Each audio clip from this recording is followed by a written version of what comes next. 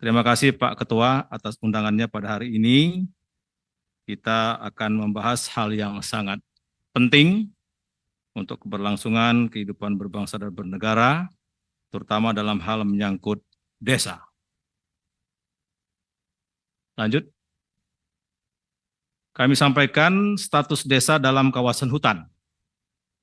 Dari 75.266 desa, berdasarkan penetapan Kementerian Dalam Negeri, terdapat 2.066 desa atau 2,74% yang berada dalam kawasan hutan. Dan mereka kalau pemilu ikut terus nih Pak Ketua, suaranya diperebutkan. Dan itu suaranya sah.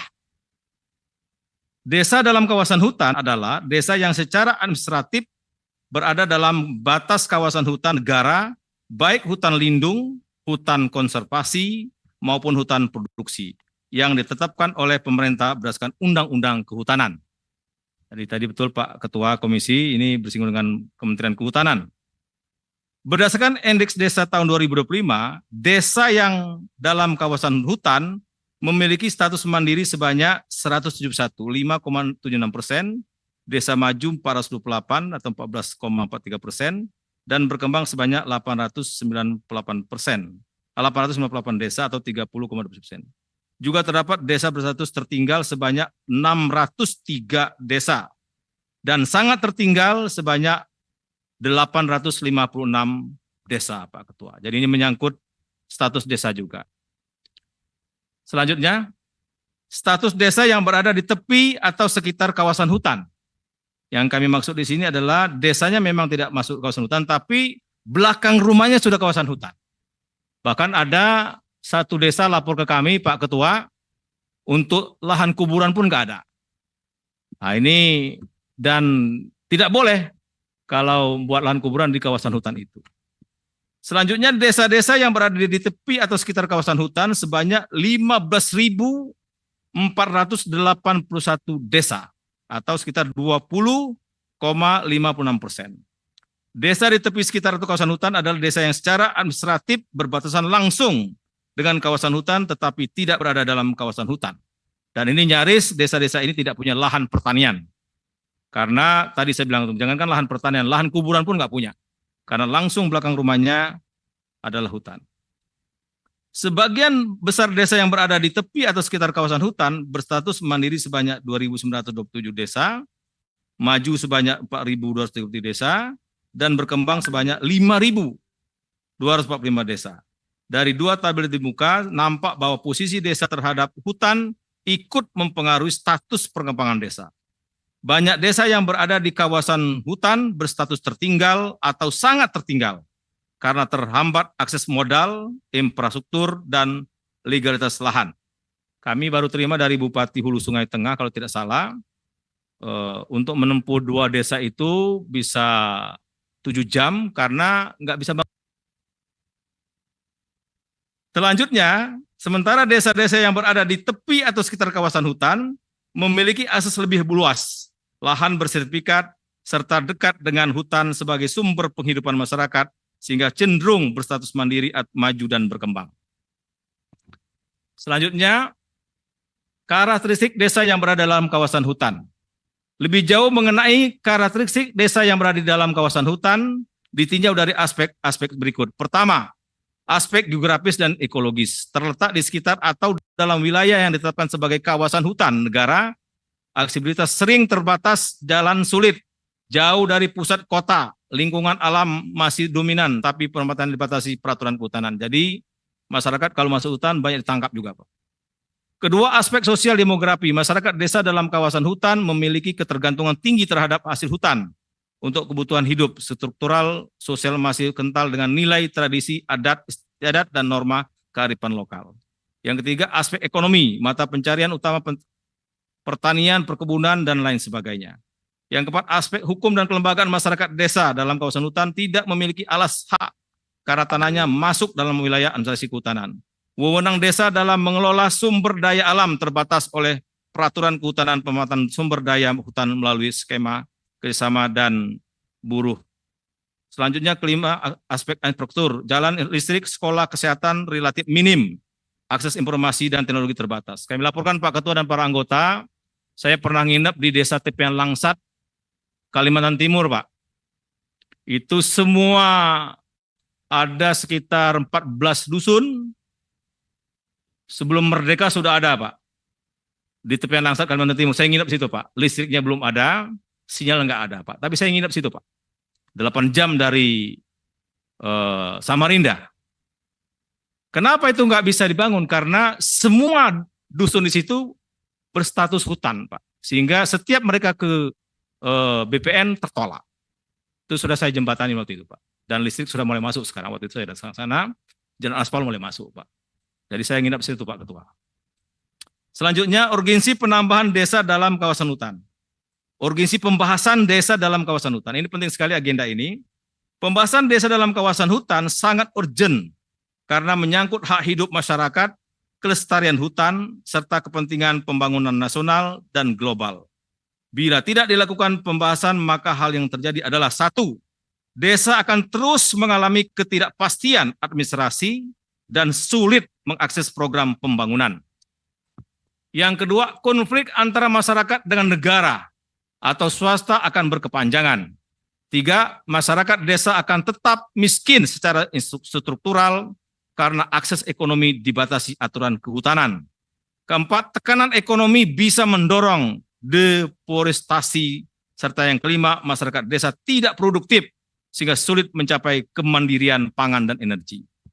Dan hal-hal negatif lainnya baik dalam jangka pendek maupun jangka panjang akan terjadi kalau ini tidak kita urus secara komprehensif. Selanjutnya, konflik tenurial atas tanah dan kawasan hutan, desa dan negara. Tadi sudah disinggung oleh Pak Ketua. Konflik tenurial adalah konflik yang terjadi akibat adanya pertentangan kepentingan, konflik of interest dalam hal klaim kepemilikan wilayah desa dan warga desa, pengelolaan pemanfaatan dan penggunaan lahan di kawasan hutan, termasuk akses sosial ekonomi, budaya, dan religi. Akar masalah konflik ini adalah adanya perbedaan perspektif legal antara desa dan negara terkait kepemilikan atas tanah dan kawasan hutan yang terjadi kesatuan hukum wilayah desa dan hak warga desa, termasuk pengelolaan dan pemanfaatannya.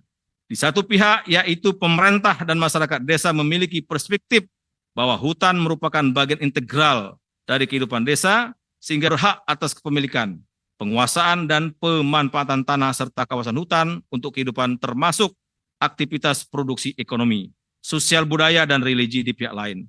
Pemerintah pusat atau daerah memiliki perspektif bahwa hutan merupakan entitas yang terpisah dari desa, sehingga masyarakat desa tidak memiliki otonomi dalam melakukan pengelolaan hutan meskipun hutan tersebut ada di wilayahnya. Jadi ada konflik antara penduduk desa dan negara. Konflik regulasi pengelolaan hutan. Konflik tenurial atas kawasan hutan juga disebabkan karena ada tumpang tindih peraturan yang memiliki pertentangan. Nah, ini kami sandingkan, Pak. Ada Undang-Undang Nomor 6 tentang desa, di mana di sini semua desa termasuk yang berada dalam kawasan hutan sebagai subjek hukum yang memiliki hak asal-usul dan kewenangan lokal desa untuk mengatur wilayah administratif pembangunan dan mengelola potensi lokal. Termasuk tadi semua dapat dana desa ini, Pak. Artinya secara negara juga diakui mereka. Mereka juga bayar pajak, Pak. Ya kan? Tetapi ada Undang-Undang Kehutanan Nomor 41 tahun 1999 tentang kehutanan dan Undang-Undang Nomor 11 tentang Cipta Kerja. Menegaskan kawasan hutan dikuasai negara, berada di luar kewenangan desa, Pak. Jadi di sini desa nggak berdaya.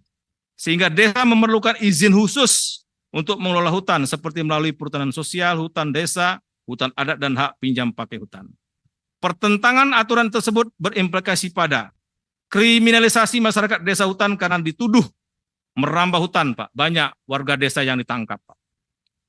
Lambatnya pembangunan karena terhambatnya izin kawasan hutan. Tadi, Pak, seperti listrik banyak nggak masuk karena melalui jalur hutan lindung atau konservasi, jalan nggak bisa dibangun karena itu masih hutan, kawasan hutan. Ruang gerak masyarakat desa menjadi terbatas tadi, Pak. Untuk berkebun aja susah, kalau masuk hutan kadang-kadang dikriminalisasi. Tumpang tindih regulasi yang menyebabkan rendahnya kepastian hukum. Contoh konflik tenurial hutan lindung Rimbo Dono, Kabupaten Kepahyang, Provinsi Bengkulu. Ini contoh-contoh kasus, Pak. Banyak sekali di Indonesia ini, Pak. Kami hampir setiap minggu itu terima surat dari bupati atau kepala desa. Selama beberapa dekade belakangan sering terjadi konflik tenurial atau klaim penguasaan dan pengelolaan hutan seperti yang terjadi di kawasan hutan lindung Rimbo Dono, Kabupaten Kepahyang, Provinsi Bengkulu. Konflik ini berdampak pada 5 desa di kawasan hutan, yaitu Desa Talang Karet, Desa Pradon Binjang, Desa Tebung Penyamun, Desa Penanjung Panjang, dan Desa Tabak Air Pauh. Seluruhnya berada di Kecamatan Tebat Karai. Konflik bermula dari perbatasan aktivitas pengelolaan hutan yang didominasi oleh perkebunan rakyat oleh Dinas Kehutanan. Pada tahun 2016 merasa asli penghuni kawasan hutan yaitu suku Rejang dan suku Serawai menolak perbatasan aktivitas karena merasa hutan merupakan warisan nenek moyang sehingga berhak untuk mengelolanya. Konflik dapat diakhiri pada tahun 2003 melalui mediasi antara masyarakat dan pemerintah desa, Kementerian Kehutanan dan Lingkungan Hidup, Dinas Kehutanan Provinsi Bengkulu, pihak KHLK, dan selanjutnya. Ini kita selesaikan memang tidak komprehensif Pak Ketua, cara parsial. Jadi kalau ini kita beginikan terus nggak akan selesai Pak, karena ribuan tadi Pak. Kemudian konflik tenurial kawasan hutan Desa Pemandang, Kecamatan Rokan, Kabupaten Rokan Hulu, Provinsi Riau. Ini beberapa contoh saja Pak. Juga adalah konflik kawasan hutan dimulai terdapat kejelasan batas hutan desa dan hutan negara di wilayah tersebut. Pemerintah Kabupaten Rokan Hulu melarang aktivitas pengelolaan hutan oleh masyarakat di wilayah hutan negara, namun masyarakat bersikeras bahwa wilayah hutan yang dikelolanya merupakan wilayah hutan desa. Jadi ini perbedaan tafsir Pak, yang ini merupakan banyak yang kalah sering rakyat desa. Selanjutnya konflik tenurial kawasan hutan masyarakat adat Dayak, Iban Semunying, Jaya, Kabupaten Bengkayang, Provinsi Kalimantan Barat. Ini daerahnya Pak Boy dan Pak Lasarus ini. Konflik ini berdampak pada Desa Semunying Jaya, Kecamatan Jagok Babang, Kabupaten Bengkayang. Konflik bermula tahun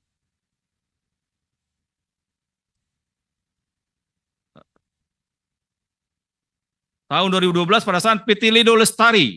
Nah ini juga kadang-kadang Pak dengan selembar kertas dari Jakarta bisa mengacak-ngacak desa Pak.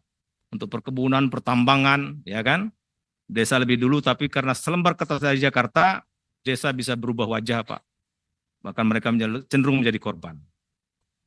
Mendapatkan konsesi pengelolaan hutan, masyarakat adat Dayak Iban menolaknya karena merasa wilayah hutan tersebut merupakan warisan nenek moyang dan telah dikelola secara turun-temurun. Masyarakat adat Dayak Iban menggugatnya ke pengadilan dan mengajukan perubahan status hutan menjadi hutan adat. Namun hingga saat ini konflik masih dalam proses pengadilan petun. Nah, ini kalau pengadilan lain lagi ceritanya Pak. Resolusi konflik yang diusulkan adalah pemetaan kembali kawasan hutan dan memberikan hak masyarakat adat Dayak Iban dan untuk mengelola hutan lainnya. Konflik yang selanjutnya contohnya kawasan hutan Waiber Ulu. Ini tidak perlu saya bacakan. Hampir sama Pak. Nah, yang ke-12 ini penting Pak. Slide 12.